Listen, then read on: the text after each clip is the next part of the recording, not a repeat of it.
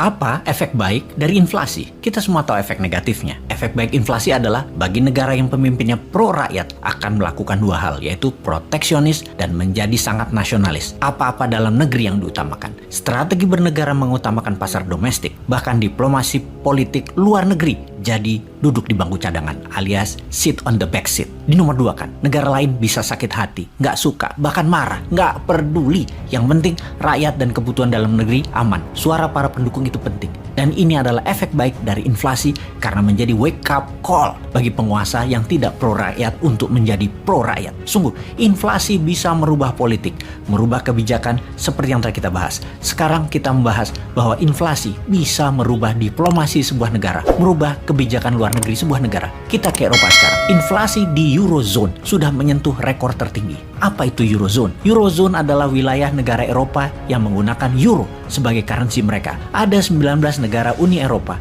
yang bergabung dengan Eurozone, bergabung dalam Monetary Union, menjadikan euro sebagai primary currency atau mata uang utama mereka. Saat ini, inflasi di Eurozone year to year adalah 8,4%. Adalah yang tertinggi sejak terciptanya Eurozone di tahun 1999.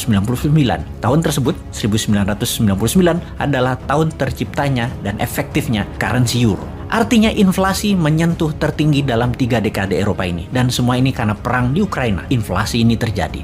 Dalam survei Washington Post, di Eurozone, masyarakat Eurozone setengahnya ingin perang di Ukraina selesai secepat-cepatnya, walau artinya permintaan Rusia harus terpenuhi. Sepertiga masyarakat mengutuk Rusia atas nama kemanusiaan. Hanya 20%-an yang ingin perang berlanjut sampai Rusia kalah. Perang di Ukraina mempengaruhi day-to-day kehidupan masyarakat ekonomi Eropa sangat parah. Kita semua tahu 40% gas untuk energi memasak penghangat ruangan di Eropa adalah dari Rusia. Demikian juga BBM, 28% datang dari Rusia, yang sebentar lagi Eropa akan masuk musim dingin. Larangan dan sanksi ekonomi kepada Rusia malah memukul ekonomi Eropa. Masuknya musim dingin, harga listrik dan energi Eropa akan tertinggi dalam sejarah Eropa. Tertinggi biaya tagihan energi rumah tangga Eropa, yang pastinya tidak semua rumah tangga akan mampu membayarnya. Efek yang belum bisa kita terbayangkan sesungguhnya. Perang di Ukraina menyebabkan harga makanan menjadi mahal juga langka di Eropa. Di Italia misalnya, harga pasta sudah naik 40% dalam 5 bulan ini. Hal ini membuat Italia salah satu negara paling kencang mengatakan sudahi perang. Namun dalam G7, walau Italia juga member G7, keputusan pemimpinnya adalah akan terus berperang melawan Rusia sampai Rusia kalah. G7 isinya memang negara yang suka perang, terutama Inggris, Prancis, Jerman, dan Amerika. NATO dan G7 support Ukraina at any cost. Sudah diputuskan. Ya panjang nih perang, ya inflasi deh dunia. Pastinya tidak semua negara siap menanggung efek perang panjang ini, sehingga banyak negara rethinking, berpikir ulang prioritas bernegaranya. Sungguh, inflasi merubah prioritas sebuah negara. Inflasi memaksa perubahan prioritas negara. Kita semua tahu bahwa global prioritas saat ini adalah menghentikan perubahan iklim. Yang semua ini adalah masalah global yang harus diperangi bersama. Namun, ketika dalam negeri ada masalah yang lebih besar, global prioritas berubah. Semua negara menjadi mencari selamat sendiri-sendiri. Misalnya untuk memerangi climate change yang harusnya kita berjuang bersama, di mana salah satu kebijakannya adalah batu bara tidak akan dipakai lagi sebagai pembangkit listrik di tahun 2030 ke atas. Juga mobil listrik atau electric vehicle akan mengutamakan baterai, tidak lagi minyak bumi. Karena perang di Ukraina bakal panjang, karena kelangkaan energi, karena mahalnya harga energi, batu bara yang merusak alam pun sekarang ditingkatkan lagi penggunaannya. Hal ini tidak akan menghentikan perubahan cuaca dunia,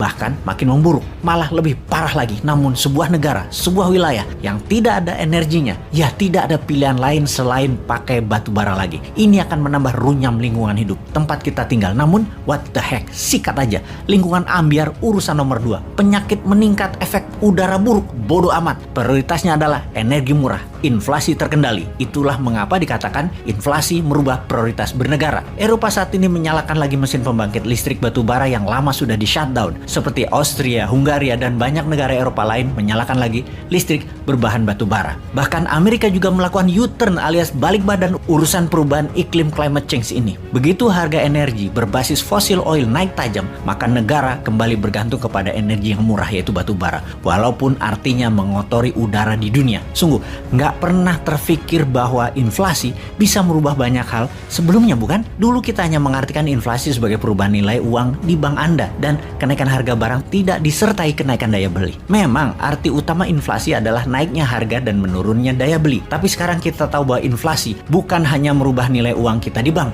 Itulah informasi kali ini untuk mengingatkan bahwa inflasi merubah banyak hal sampai iklim yang bertambah parah dan kemiskinan di mana-mana terjadi. Saat ini, 1,1 miliar manusia di dunia berada di bawah garis kemiskinan. Melonjak 20% angka kemiskinan sejak 6 bulan terakhir ini. Di bawah kemiskinan artinya memenuhi kebutuhan pokok sandang pangan papan pun tidak mampu, dan ini menyebabkan masalah kemanusiaan seperti kekurangan gizi, masalah kehamilan, kematian pada bayi, tingkat kriminal meningkat tajam hingga 20%, pengangguran meningkat 15%, semua terjadi di dalam 6 bulan di tahun ini.